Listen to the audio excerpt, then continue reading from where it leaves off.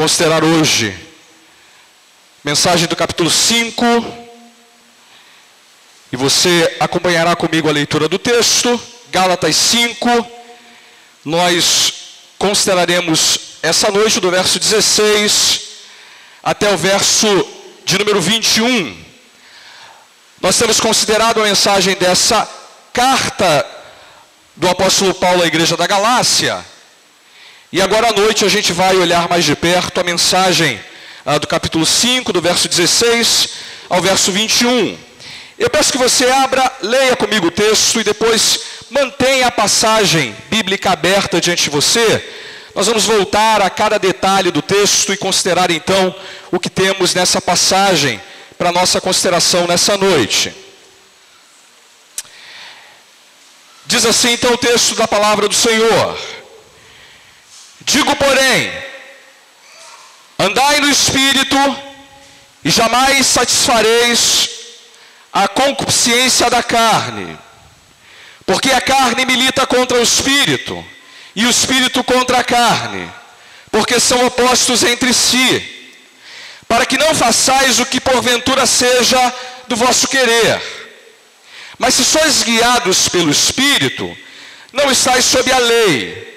Ora, as obras da carne são conhecidas e são prostituição, impureza, lascívia, idolatria, feitiçarias, inimizades, porfias, ciúmes, iras, discórdias, dissensões, facções, invejas, bebedices, glutonarias e coisas semelhantes a estas, a respeito das quais eu vos declaro, como já outrora vos preveni, que não herdarão o reino de Deus os que tais coisas praticam. A gente viu na semana passada que Cristo nos chamou para a liberdade, mas essa liberdade não é libertinagem, é uma liberdade para ser livre para servir em amor. Eu essa semana vi uma dessas palavras de Facebook, como é que é? Postagem, que alguém colocou assim: eu sou livre, mas livre para amar. Essa foi a última palavra que Paulo deu para a igreja da Galácia nos versos anteriores. Mas ele sabe que depois de ter tratado disso, a primeira pergunta que vai surgir é: como é que a gente cresce nesse amor? Como é que a gente permite que essa liberdade para ser servo em amor domine, contemple, manifeste-se em todas as áreas da nossa vida, da nossa existência? Como é que a gente cresce nesse evangelho que chamou a gente para ser livre, para servir em amor? Semana passada eu tive o privilégio de almoçar na casa da Sara e do Jackson.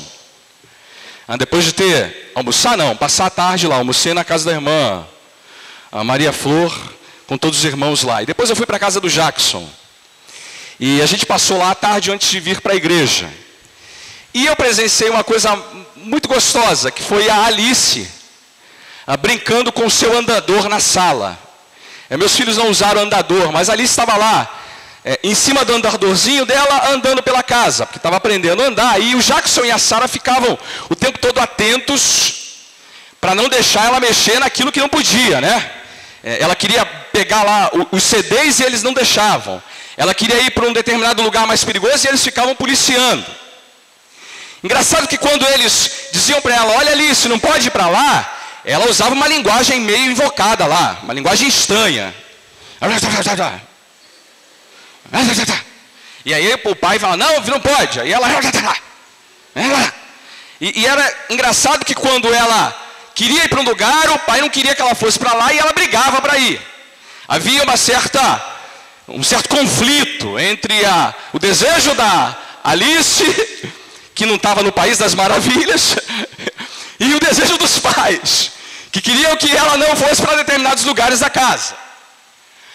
Amado, Paulo, quando fala do crescimento da gente nesse amor para ser servo, ele vai falar que esse crescimento envolve conflito, envolve guerra, envolve briga, envolve desentendimento, envolve desejos que se opõem, desejos que querem puxar a corda na sua direção em detrimento da outra. Quando Paulo fala desse crescimento, ele aponta para a igreja da Galácia como aponta para nós aquilo que temos nessa passagem. E eu quero, de maneira muito direta ao texto, apresentar para você, primeiro, do que ele trata, e depois aplicar isso à nossa própria vida. Primeiro, então, ele fala deste conflito. Para esse crescimento acontecer, a gente tem que enfrentar uma briga, um conflito, uma guerra. E olha que ele diz que existem dois atores nessa guerra, que estão aí apresentados no verso 16 e também no verso 17. Digo, porém, andai no Espírito e jamais satisfareis a concupiscência da carne. E o verso 17 é ainda mais claro. Porque a carne milita contra o Espírito e o Espírito contra a carne, porque são opostos entre si, para que não façais o que porventura seja do vosso querer. Vamos primeiro definir os termos, né? Porque olhar essa passagem primeiro provoca na gente o entendimento dessa linguagem que ele está usando. Vamos começar dizendo o que é carne aqui. O que é a carne? Essa é uma palavra que deveria despertar em nós sempre a preocupação de avaliar qual é o significado dela na passagem. Porque a palavra carne na Bíblia tem 3 significados diferentes. Primeira possibilidade de carne é pensar no corpo físico, nesse corpo que nos reveste. A carne como parte física da nossa existência, da nossa matéria. Não é nesse sentido que ele está usando o termo aqui. Segunda possibilidade é falar da carne como a humanidade em geral. A carne como todos os seres humanos criados. E até, em algumas ocasiões, incluindo os animais criados por Deus. A carne como essa manifestação da matéria criada por Deus no universo. Essa também não é a ideia de Paulo nessa passagem. A terceira ideia que Paulo está usando aqui é que é uma briga da carne como aquela parte em nós, aquela natureza em nós, pecaminosa, decaída, e que ainda não foi renovada pelo Espírito Santo, e que se opõe a Deus. Numa outra passagem em Efésios, Paulo fala dessa carne como nosso velho homem. E esse velho homem, essa carne, essa natureza decaída que ainda reside em nós, se opõe ao Espírito. Na minha tradução, a palavra Espírito aparece com letra maiúscula. Eu sei que na sua talvez também apareça assim. Embora haja uma referência aqui ao Espírito Santo de Deus, a maneira mais correta de entender o que Paulo está tratando é que ele está se reportando à natureza que foi implantada em nós pela ação soberana de Deus ao nos chamar para crer em seu Filho Jesus. É aquele novo homem que ele implantou em nós soberanamente. É aquela nova natureza que nos fez nascer de novo e sermos novas criaturas. De maneira que no crente, no cristão, coexistem simultaneamente o velho homem, a velha natureza, a carne e o Espírito, a nova vida, o novo homem que foi implantado em nós pela ação de Deus em nossas vidas. Paulo está dizendo então que todo cristão vive o conflito entre a carne e o Espírito.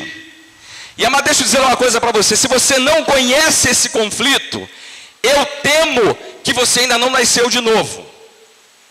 Porque só pode ser descrito nesses termos aquele que de fato é cristão. E todo cristão, sem exceção, conhece a realidade desse conflito. Onde esse conflito se dá? Dentro de cada um de nós. É algo que não acontece do lado de fora, mas é o que acontece do lado de dentro. De maneira que eu conheço um Hércules que é carne, que é dominado pela sua natureza pecaminosa e que se opõe a Deus, mas há também em mim um novo homem. Isso não tem nada a ver com aquele anjinho e o demoninho que aparecem aqui no desenho animado, tá, irmãos? Mas isso é dentro da gente. E essa briga é uma realidade para todo cristão. E vou dizer mais: esse conflito é vivenciado pelo crente a todo instante. Por isso que ele diz no verso 16: digo, porém, andai no Espírito, e vocês jamais satisfarão a concupiscência da carne. É como se essa luta, essa batalha e esse conflito, a semelhança do que acontece com a Alice enquanto está no seu andador, aparece frequentemente, diariamente, costumeiramente, o tempo inteiro na nossa existência. Amanhã, quando você vai acordar de manhã, irmão, a carne vai acordar junto com você. Amanhã, quando você enfrentar o seu trabalho e a sua lida, a carne vai estar o tempo todo ao seu lado. Esse é o inimigo que dorme com a gente, que come com a gente, que bebe o que a gente bebe, se alimenta do que a gente se alimenta, que conhece melhor do que muitos conhecem o que nós somos de fato, e que está o tempo todo estabelecendo para nós o conflito com essa nova natureza implantada em nós.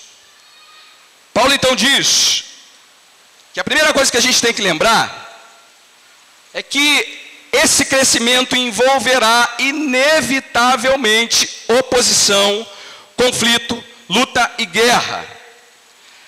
E para onde a carne quer nos levar? Para onde o Espírito quer nos levar? Porque ele usa essa expressão, andai no Espírito e jamais satisfareis as concupiscências da carne. O que o andador do Espírito quer fazer pela gente? E o que o andador da carne quer fazer pela gente? E a gente está usando ou um andador ou outro na vida, tá bom? Quando você está sentado aí agora, você está usando ou o andador da carne, ou você está usando o andador do Espírito. Paulo também explica para a gente a natureza desse conflito. Ele fala como é que essa briga instaurada dentro da gente acontece na prática. E ele usa uma palavrinha específica no verso 16, ele diz assim: digo, porém, andai no Espírito e jamais satisfareis o quê? A concupiscência da carne. Você sabe que eu nasci na igreja, quer dizer, passei boa parte da minha vida na igreja, na adolescência e tal, e eu sempre ouvi essa palavra na igreja, concupiscência. Eu nunca usei essa palavra no meu vocabulário. Eu cheguei em casa e falei, papai, hoje eu quero falar da concupiscência da carne. Eu não conhecia. Essa é uma palavra que a minha mulher fala que é uma palavra feia. Feia, palavra feia. Aí teve uma outra tradução mais recente que botou desejo da carne, não é? Alguém tem aí tradução na mão que diz que é o desejo da carne. Aí dá pra gente a ideia de que Paulo está falando aqui de pecados sexuais, porque desejo sempre lembra pra gente questões relacionadas ao sexo, à luxúria. E na verdade, irmãos, as duas traduções são muito ruins. Primeiro porque ninguém sabe o que é concupiscência. Ninguém lê isso e traduz essa palavra. E segundo porque a palavra desejo leva a gente para um lugar que não é o lugar que Paulo quer que a gente entenda desse termo. O que é esse desejo aqui? É, na verdade, um desejo descontrolado. É um desejo que perdeu as estribeiras, que perdeu os limites. O que Paulo está dizendo é que a carne vai usar como estratégia para nos fazer ser dominados por ela, despertar em nós desejos por coisas boas, mas desejos que são descontrolados, desordenados para essas coisas boas. E deixa eu aqui tentar explicar isso melhor. Nosso maior problema com a carne não é o desejo por coisa má. Nosso maior problema com a carne é desejar coisa boa de maneira desordenada. Nosso maior problema com a carne é que a gente pode perder o controle sobre algo bom e tornar esse algo bom quase como um Deus que nos domina e que nos faz ser escravizados pelo desejo de possuir tal coisa. Deixa eu tentar explicar isso de uma outra maneira. Eu, nos Estados Unidos, eventualmente via TV brasileira na casa da minha irmã. E eu lembro que uma ocasião, quando eu estava estudando esse texto, eu vi uma cena da novela Amor à Vida. E contava lá nessa cena um médico chamado Dr. César, feito pelo Antônio Fagundes, e ele tinha perdido a posição dele no hospital. Ele não era mais o chefão lá do hospital. Eu sei que todo mundo sabe do que eu estou falando. Não precisa ficar comigo com essa cara de paisagem não, irmão. Fica à vontade. E aí ele disse assim, na frase dele, a frase dele foi essa: eu perdi minha posição no hospital. Eu não sei fazer o Dr. César, tá? Estou tentando. Ele fala: eu perdi minha posição no hospital. E agora eu não sei o que eu vou fazer da minha vida. Porque o hospital é a minha vida. O que ele está dizendo com isso? Que a vida dele agora acabou. Porque o desejo que ele tinha pelo hospital resumiu toda a vida que ele era, que ele tinha, que ele possuía. Ter uma carreira profissional bem-sucedida é uma coisa boa. Agora, quando você transforma essa carreira profissional bem-sucedida no sentido da sua vida, a carne já te dominou. Eu vejo pessoas fazendo a mesma coisa com seus filhos. Os meus filhos são a minha vida. Irmão, cuidado com essa afirmação. Porque se você faz dos seus filhos a sua vida, você tornou o desejo por eles uma coisa desordenada. Ah, se o fulano de tal me amar, a minha vida vai ter significado.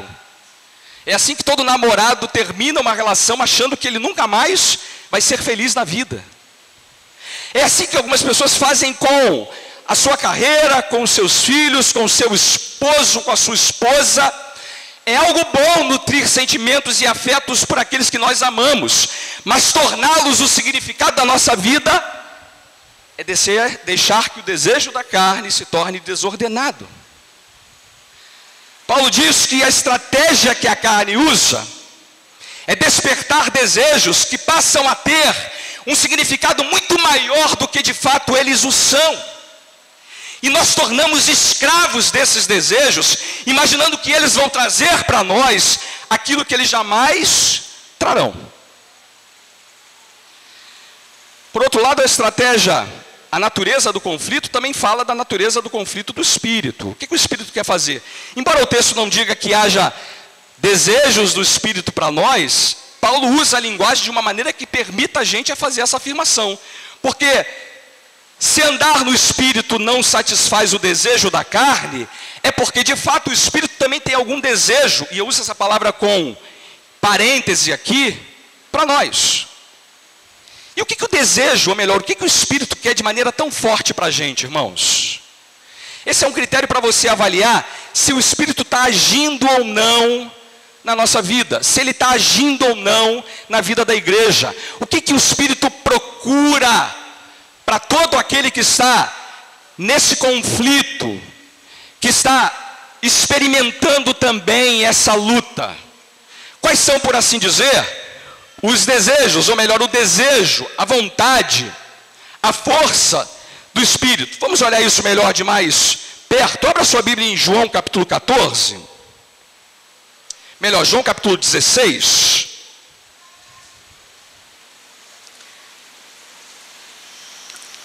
E veja comigo o que é dito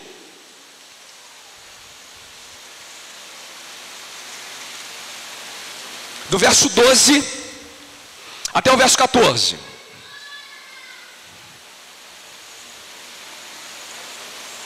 É dito assim: tenho ainda muito que vos dizer, mas agora vós não o podeis suportar. Quando vier, porém, o Espírito da verdade, Ele vos guiará a toda a verdade, porque não falará por si mesmo, mas dirá tudo o que tiver ouvido e vos anunciará as coisas que hão de vir.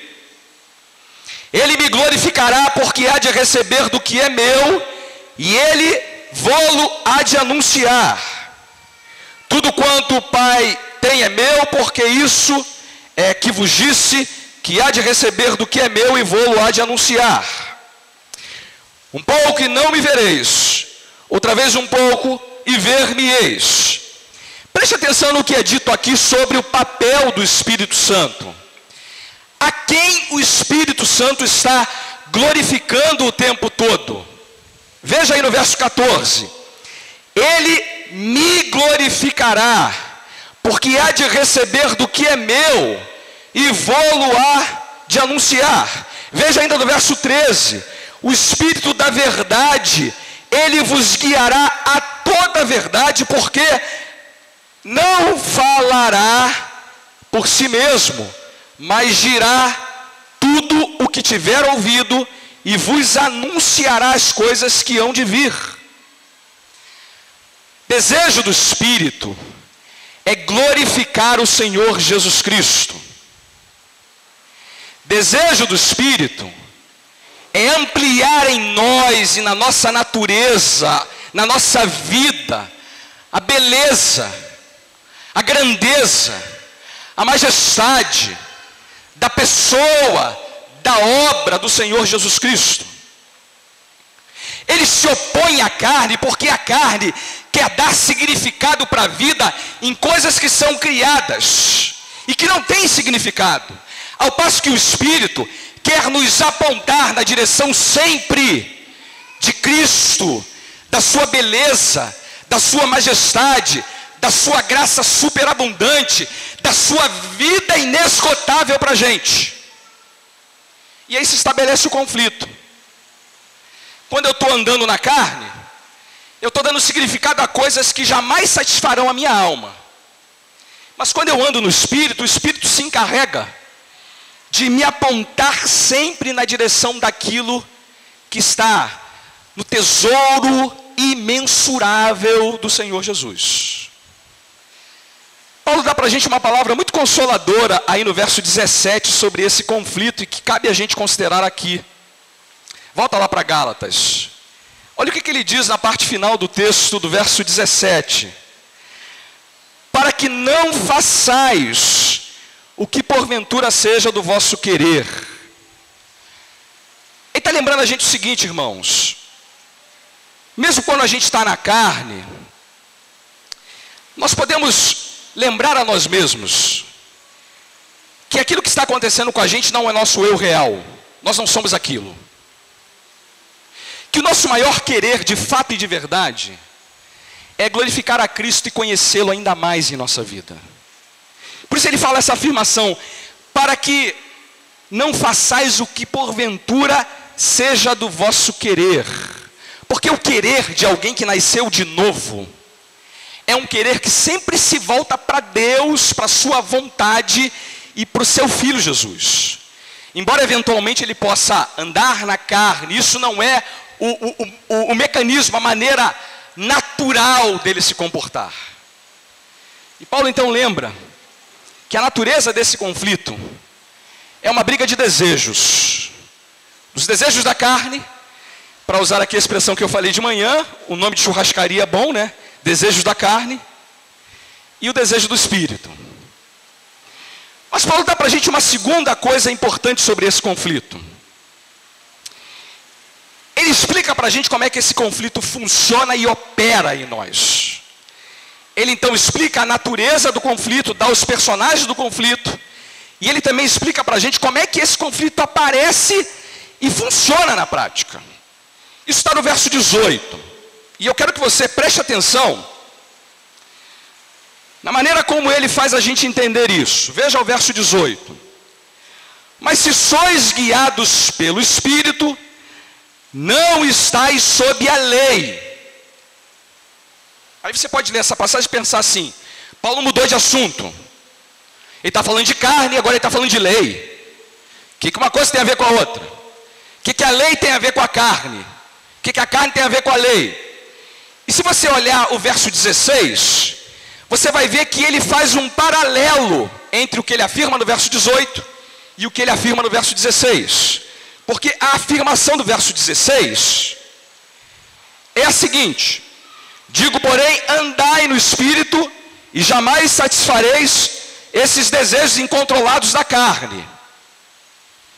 E aí no verso 18 ele diz: olha, se sois guiados pelo Espírito, vocês não estão mais sob a lei.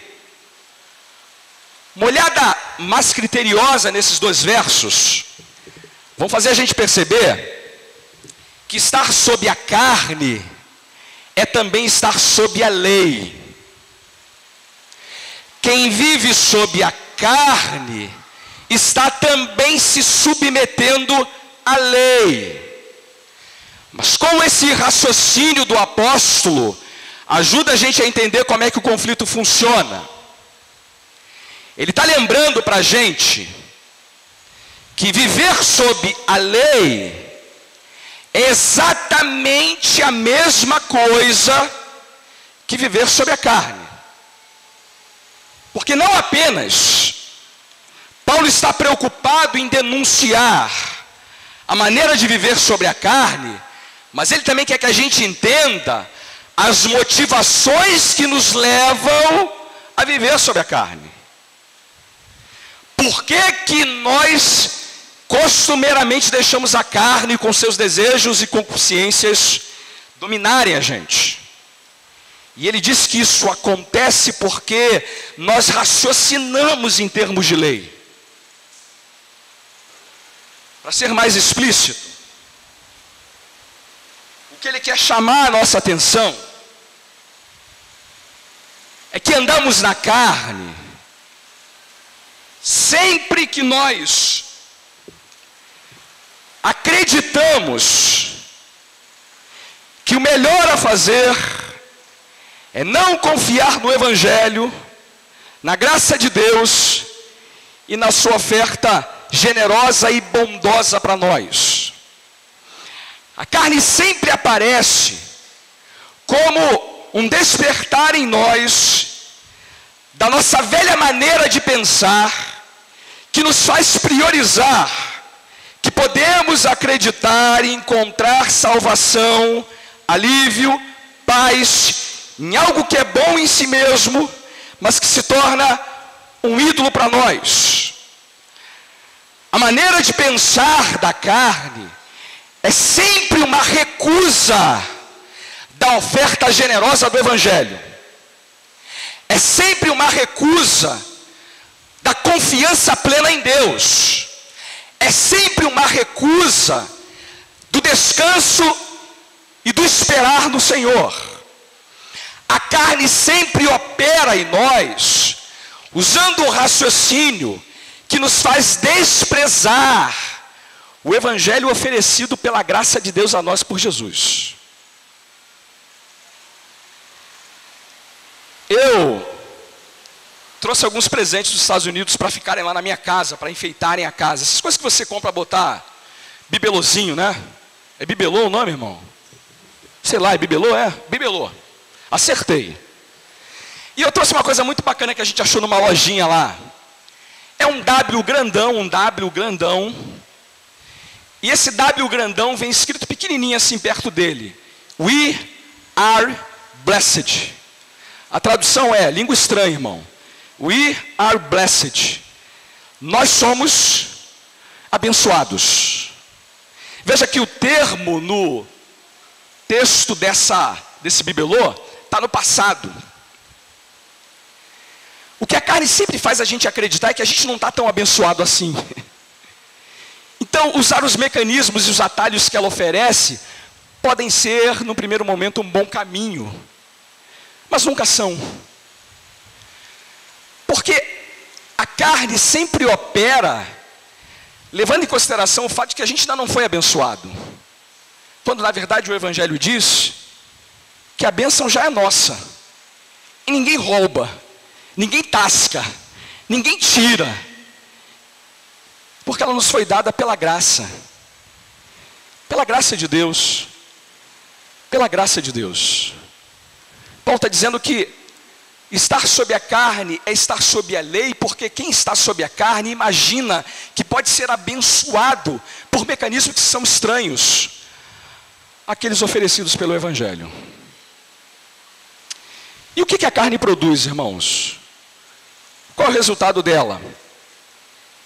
Paulo então faz uma lista para a gente. Notem que algumas coisas são importantes nessa lista. A primeira delas é que essas obras são conhecidas. Dá uma olhada à sua volta por aí, que você vai ver um monte dessas obras da carne, não é? Mas eu vou dizer uma coisa, você não precisa olhar para muito longe não. Olha para você mesmo. Olha para você mesmo. Se você quer ter a certeza de que essas obras são conhecidas, olhe para o seu próprio coração. A segunda coisa importante é que a lista está em boa parte no plural. Você notou isso? Nota aí, olha. Verso 20. Feitiçarias, inimizades, porfias, ciúmes, iras e por aí vai. Tudo em plural, tudo em plural. Porque a carne é sempre plural, tá? Ela nunca aparece no singular. Sempre no plural, é sempre em grande quantidade as manifestações dela. Outra coisa que eu queria lembrar é que a carne não se manifesta apenas em ações. Ela se manifesta também em atitudes. Tem prostituição, tem impureza, tem lascívia, mas o texto também diz que tem inveja, tem ciúme, tem dissensão, tem facção, tem coisas que são atitudes. Terceira coisa que eu queria lembrar sobre essa lista de uma maneira mais geral é que Deus não faz diferenças como nós fazemos. Considerando alguns desses pecados, dessas obras da carne, mais obras da carne do que outros. Você vê que na mesma lista tem prostituição, lascívia, impureza, mas tem também inveja, ciúme, dissensão, discórdia. A gente pode dividir essa lista, há muitas divisões para essas obras da carne. E eu queria apresentar uma delas de maneira muito rápida. A primeira delas é que diz que as primeiras 3 palavras da lista vão falar de obras da carne na área sexual. Há quem defenda a ideia de que toda vez que a carne começa a dar as cartas na vida de alguém, um dos primeiros problemas a serem enfrentado por essa pessoa é que ela vai começar a enfrentar problemas na área sexual. E veja, o sexo é um desejo bom e dado por Deus. O problema é que a carne torna esse desejo bom e dado por Deus em algo desordenado na vida dessa pessoa. Por isso ele fala de prostituição, que aqui pode ser traduzida como adultério ou prática sexual entre pessoas sem o compromisso do casamento. Ele fala também de impureza, e a palavra aqui pode ser traduzida como descontrole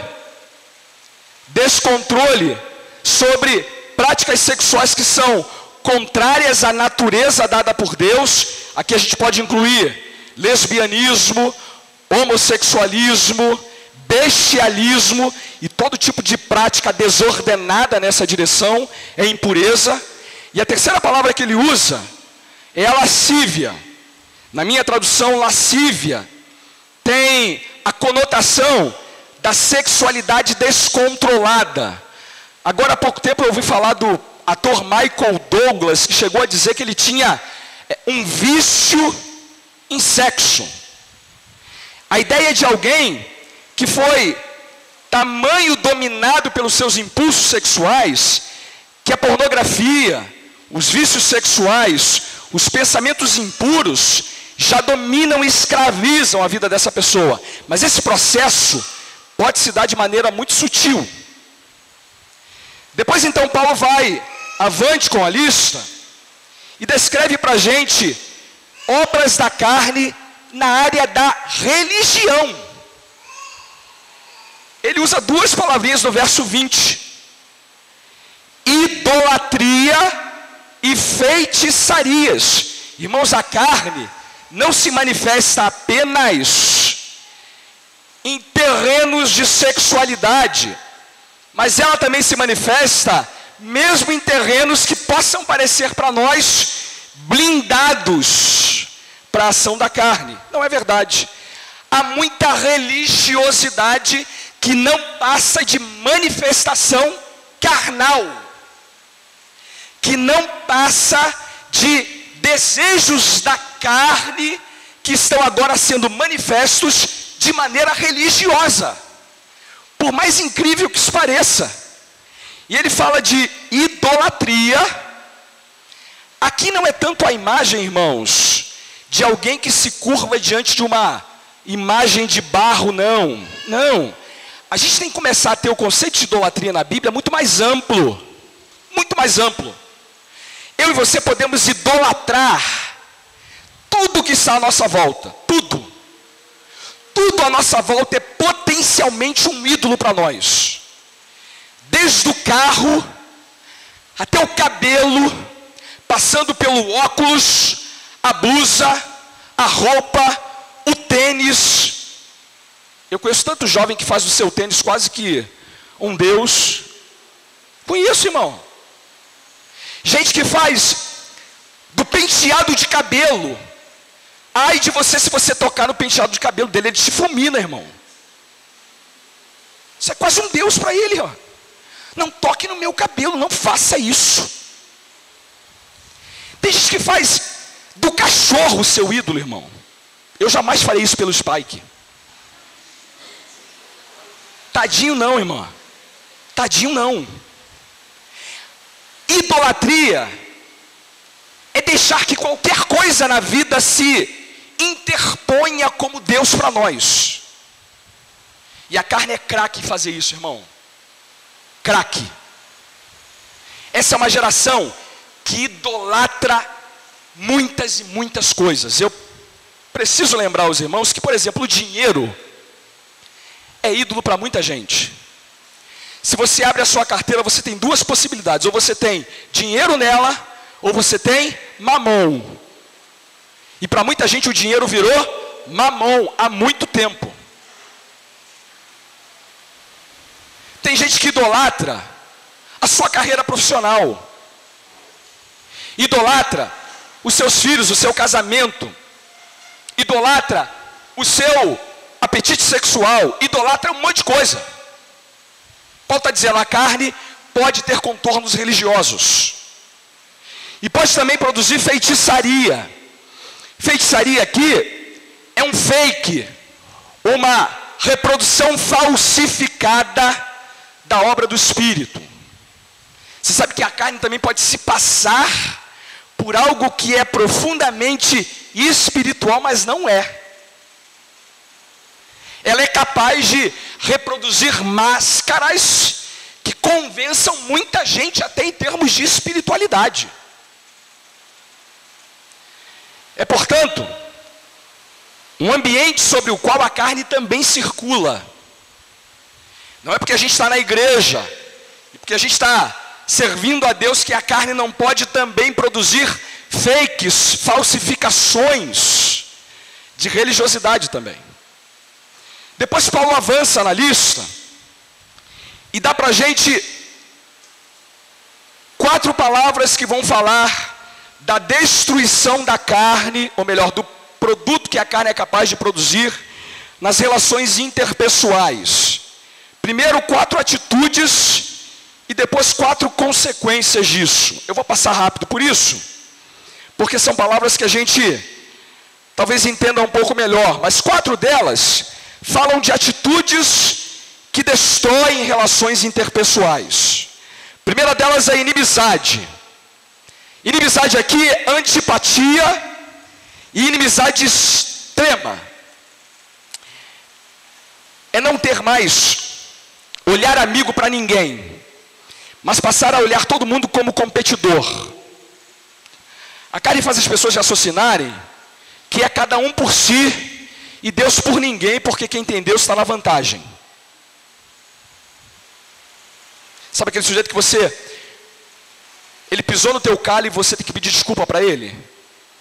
Porque ele é tão simpático a ponto do olhar dele te fulminar. Inimizade aqui é uma indisposição para ser amigo simpático a quem quer que seja. Segundo a carne também promove porfia.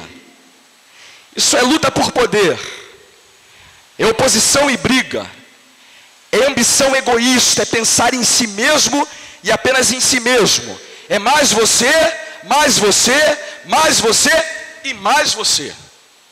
Não é só programa da Globo não, irmãos. Isso é obra da carne. É a ideia que faz a gente pensar na vida apenas em termos do que nos interessa e a ninguém mais. E nessa luta por poder a gente está disposto a brigar, a se opor, a se desentender a quem quer que seja. A igreja não tem esse problema, né, irmãos? Não tem esse problema. Então vamos passar por ele rápido. Ciúme. Uma outra tradução é emulação. Ciúme aqui não tem nada a ver com aquele ciúme romântico que a Natasha sente pelo Daniel, que eu sinto pela Tânia. Não tem nada a ver com isso. Ciúme aqui, emulação, é inveja do sucesso do outro. É torcer para a derrota alheia. Sabe que tem gente que torce para a desgraça alheia, embora isso não traga nenhum benefício para ele. O que eu quero é que todo mundo se exploda. Se eu vou me explodir também, isso é o que menos interessa. Ciúme é esse olhar que não tem interesse nenhum no outro se dar bem, contanto que eu também não me dê mal. Essas atitudes que destroem relações, que destroem, terminam com a última palavrinha que ele usa, ira. Ser dominado pela carne é sempre ser explosivo, é ter pavio curto, é ter aquela fúria que irrompe em ações e palavras que sempre são violentas. Irmãos, como isso é verdadeiro e como a gente vê isso se manifestando o tempo todo na humanidade. O sujeito não tem o menor controle sobre si mesmo.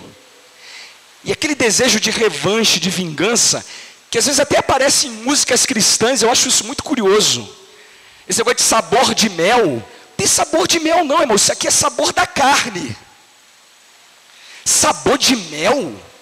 Vai ver o outro, você vai pisotear na desgraça alheia. Isso não é sabor de mel, não é sabor da carne, irmão. É um outro nome bom de churrascaria. Sabor da carne.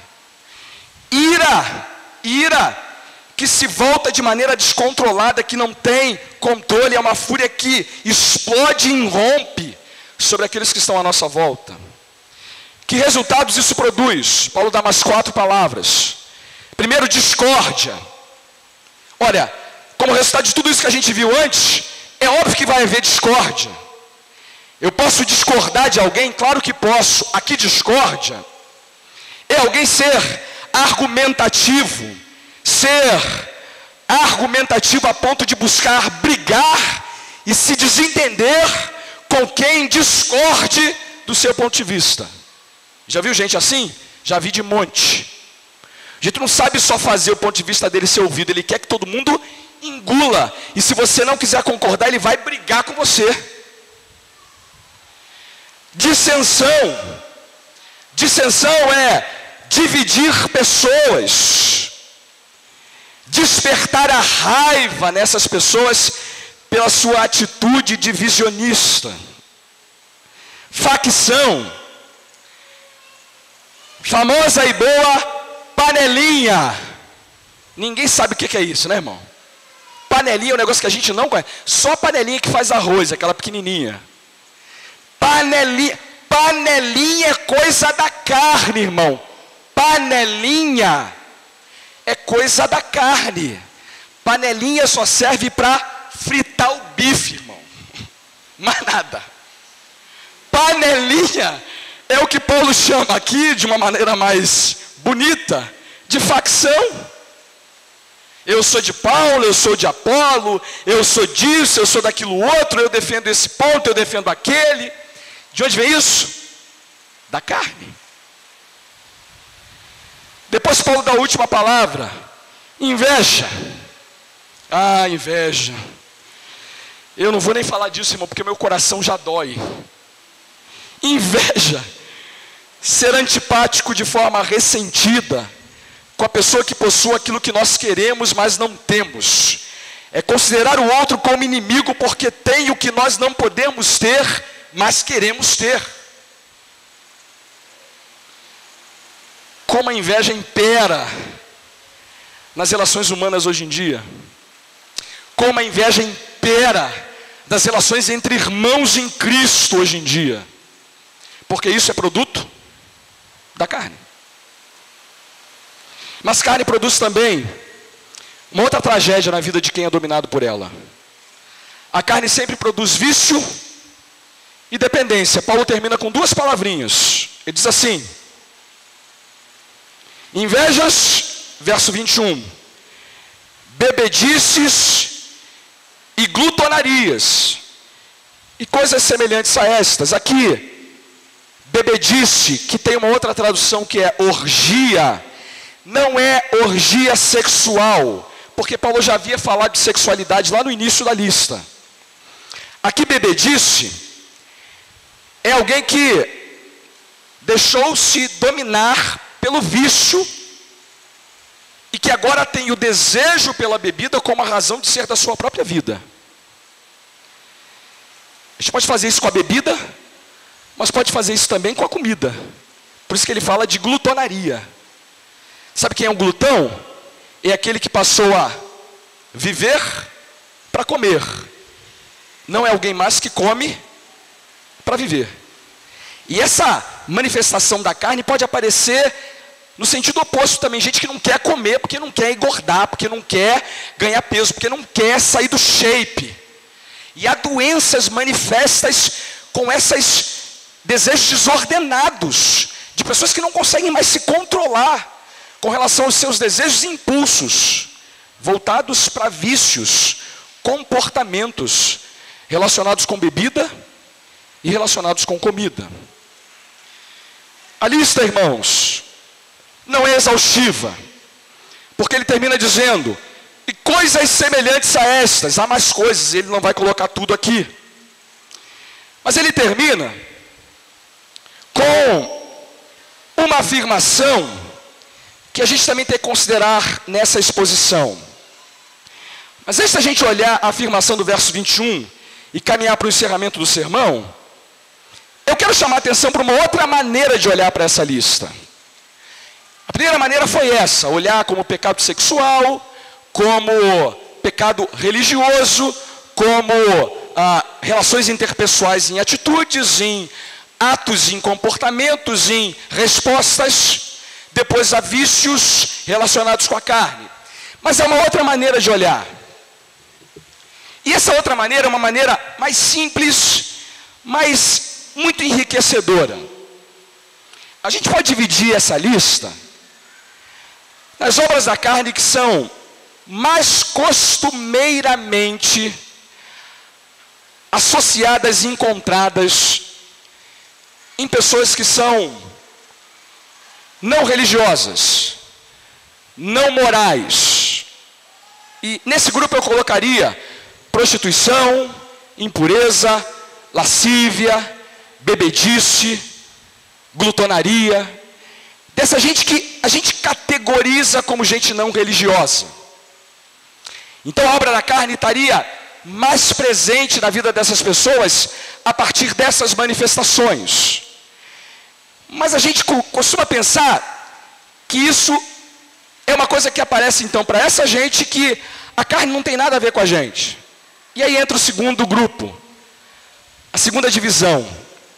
É que essa lista também pode ser separada com aquelas obras da carne que aparecem mais frequentemente em gente religiosa.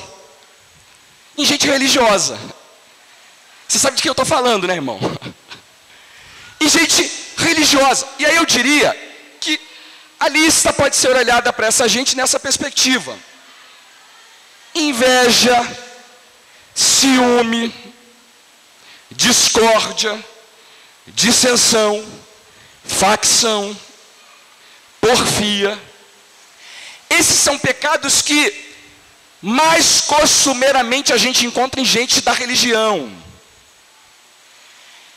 E olhar para essa lista sob essa perspectiva e sob essa divisão é lembrar algumas coisas importantes para a gente aqui. Primeiro, vamos parar de pensar que pecados sexuais são mais graves e mais sérios do que pecados comportamentais. Não são. Prostituição, impureza e lascívia está na mesma lista que inveja, ciúme, dissensão e glutonaria, por exemplo. Segunda coisa, é que Deus não olha para gente religiosa e gente não religiosa como se essa gente tivesse em categoria diferente uma da outra. Todos eles estão sob a mesma égide, sob o mesmo domínio, o domínio da carne, que se manifesta de maneira variada, diferente, mas que não torna nenhum desses grupos melhor e nem pior do que o outro. E a terceira coisa aqui é que Paulo termina a exposição sobre esse conflito, traduzido primeiro com relação à obra da carne, dizendo assim: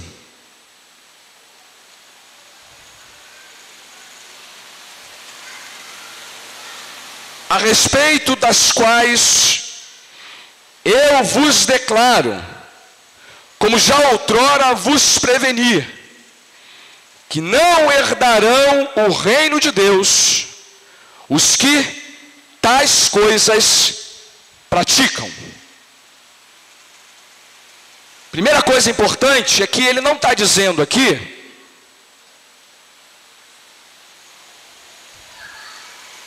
que quem comete práticas habituais, ou melhor, que quem não comete práticas habituais, mas que faz disso eventualmente um lapso, um deslize, uma queda, deva pensar que não está no reino. Se a gente interpretar essa afirmação do apóstolo nesses termos, nenhum de nós está no reino, irmão. Porque, eventualmente, nós somos levados a cometer as obras da carne. Somos ou não somos, irmãos? Somos? Amém, irmão? Teve um amém aí meio carnoso, né? Um amém assim na carne. Amém. É o amém da carne esse, irmão. É um amém carnoso. Amém. É a carne falando. Todos nós estaríamos em maus lençóis se essa afirmação diz que quem comete por lapso ou deslize não está no reino. Não é isso que ele está falando. O que ele está dizendo é que quem vive dominado pela carne não está no reino. Por um motivo óbvio. Essa pessoa não conhece o conflito, não vive a vida no espírito e jamais nasceu de novo. O que ela é de verdade é alguém que vive dominado, dirigido, conduzido pela carne. E não existe crente carnal nesse sentido. Não existe um crente que possa ser dominado pela carne e ainda assim ser crente. O domínio pela carne acontece eventualmente. Não é uma prática habitual. É um deslize, é um lapso. Mas aquele que vive frequentemente dominado pela carne, jamais herda o reino. Porque tal pessoa não foi visitada pelo Espírito. Segunda, ou melhor, a terceira coisa, é que Paulo não quer minar aqui a nossa confiança de que o Evangelho já nos salvou. Não é isso que ele está fazendo. O que ele está fazendo com essa afirmação é dizendo assim: não seja desleixado, não seja displicente, imprudente. A carne está sempre disposta a oferecer um atalho para você. E as manifestações dela são sempre algo que vão afastar você daquilo que o reino tem para te oferecer. Ele está sendo um apóstolo que quer banir a complacência e a indiferença em nós quanto a esse conflito. Eu termino, irmãos, a minha exposição do texto, depois de tudo que a gente já aprendeu, fazendo 3 perguntas para você, com base no que a gente ouviu nessa passagem. A primeira delas é a seguinte, irmão: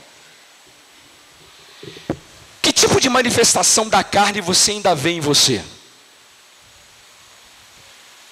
Quem é você quando ninguém está por perto para ver você? Que coisas que essa lista aponta para você como manifestação da carne na sua vida ainda? Vamos ser mais específico aqui. Que manifestações da carne nós temos visto entre nós como igreja? Como igreja, irmão. E eu não estou falando só desse último ano, não. Vamos pensar na nossa trajetória. Pensar nas nossas relações interpessoais como crentes em Cristo. Como é que a gente está se comportando um com o outro? Até que ponto a gente não tem deixado a carne dar as cartas, definir os rumos, estabelecer as agendas, manifestar-se de maneira livre entre nós? Não é aqui, portanto, o nosso maior desafio em muitas esferas da vida cristã? A gente ainda não aprendeu a reconhecer e admitir que muito do que fazemos, muito do que falamos, muito do que gera conflito, dissensão, porfia, inveja, ciúme, briga entre nós, é carne, não passa de carne. E não dá para fazer churrasco com isso, irmão. Não dá para fazer churrasco. A primeira coisa que esse texto diz é mostrar para a gente uma parte séria e grave de um lado nosso que é muito feio e que traz consequências sempre danosas para as nossas relações. O que você tem visto de carne em você? O que você tem visto dessas manifestações na sua própria vida? E de que maneira você tem contribuído para que isso se manifeste nas nossas relações como crentes aqui na nossa comunidade? Segundo, como é que esses desejos descontrolados da carne provocam em você a maneira de pensar e agir a ponto de ser dominado e dirigido por ela? Aprenda uma coisa, irmão. Sempre que você é vencido pela carne, você vai descobrir motivações do seu coração que fizeram você acreditar que confiar em Deus e sua palavra não valem a pena. Sempre que a carne dominar e dirigir a sua atitude, o seu pensamento, houve por trás disso uma motivação que o afastou daquilo que está garantido por graça no Evangelho. Esses impulsos descontrolados e desejos desordenados sempre se apropriam da nossa fraqueza em compreender que o que Deus tem para nós é o bastante para a nossa vida. Portanto, eu vou dizer uma coisa de maneira ainda mais prática como terceira aplicação. Pregue o Evangelho para você mesmo o tempo todo, irmão. Pregue o Evangelho para você mesmo. Lembre a você mesmo que você já é um abençoado por Deus. E não há nada, absolutamente nada que a carne possa lhe oferecer e que já não foi garantido a você em Jesus. Pregue o Evangelho como alguém que sabe que nenhum dos atalhos da carne trarão alívio, paz e segurança que só podem ser encontrados na beleza, na majestade, na grandeza, no amor, no perdão do Senhor Jesus. Corra para Ele. Toda vez que algum desejo despertar em você, uma atitude, um comportamento, um pensamento, que seja contrário, que se oponha à vontade de Deus para a sua vida. Que Deus nos abençoe a entender, irmãos, esse conflito que temos que travar diariamente com a carne. Quando é que acaba, pastor, isso? Só no dia do seu funeral. No dia do seu funeral. E que eu espero estar pregando lá, irmão. É sério, irmão. Eu espero estar pregando no seu funeral, irmão. Exato. O irmão já vai estar livre da carne. E eu estarei ainda em carne pregando no seu funeral. Não desejo a morte de ninguém, irmão. Mas eu sei, daqui a 50 anos, a maioria de nós estará desencarnado. Sem a carne. Então nesse dia você estará livre da carne. Mas enquanto esse dia não chega, você terá que enfrentar a carne. E não brinca com ela, irmão. Ela quer passar uma rasteira em você o tempo todo. Que Deus nos ajude a entender a dinâmica desse conflito. E a gente ainda vai falar da parte do espírito. Mas esse é assunto para o próximo domingo. Hoje o nosso desafio é olhar para as obras da carne e contemplar as nossas próprias deficiências nessa área diante de Deus. Feche seus olhos, vamos falar com o Senhor nessa hora.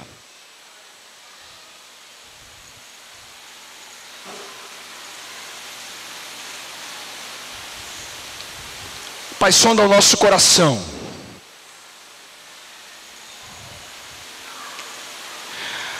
Ajuda-nos a entender esse conflito que vivenciamos como filhos teus, entre a carne e o espírito, entre o espírito e a carne. De maneira que ouçamos o que a tua palavra nos diz essa noite. Digo, porém, andais no espírito e jamais satisfareis os desejos desordenados da carne. Ajuda aqueles irmãos que estão vivendo agora conflitos agudos nessa área, Senhor. Contempla-os, fortalece-os, sustenta-os, leva-os a entender que é hora de fugir para a graça, para o perdão, para o amor, para o consolo, para a paz, que só podemos encontrar no teu Filho Jesus. Antecipa a urgência desse conflito para aqueles que vão entrar em problemas sérios nessa área nos dias próximos. Que essa palavra seja alertadora para eles. Mas preserva todos nós, Senhor, conscientes do malefício, dos malefícios que a carne pode produzir entre nós,